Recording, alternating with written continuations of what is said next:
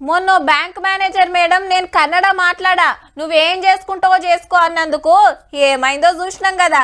CM sir కాంచెల్లి ఖండాలుగా ఖండిస్తే దెబ్బకు transfer అయింది మేడానికి. అంతేకాదు గంటలనే కన్నడలో సారీ చెప్పింది కూడా అందరికి.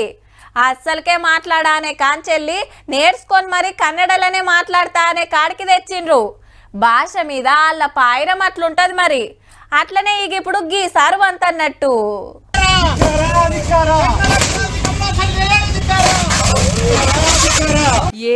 ఎక్కడిది తమిళ సినిమా పోస్టర్లు ఫ్లెక్సీలు పర్ర జింపి పడేస్తాండ్రు కర్ణాటకలా. ఇంతకు ఎవల పోస్టర్ అంటే హీరో కమల్ హాసన్ సార్ది. నిమ్మలంగున్న నీళ్ళల్లా రాయేసినంత పని చేసిండు మరి.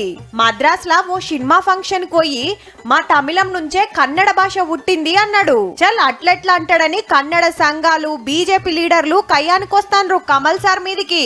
మా కన్నడకు 1000 ఏండ్ల చరిత్ర ఉన్నదనేది ఇళ్ళ మాట. నీ సినిమాలను మా రాష్ట్రంలో ఆడనీయం చూడు అని కత్తులు కటార్లు నూరవట్టిరి. హిందీని రుద్దొద్దు అనేటోళ్లే ఇంకో భాష తక్కువ చేయొద్దు కదా మరి.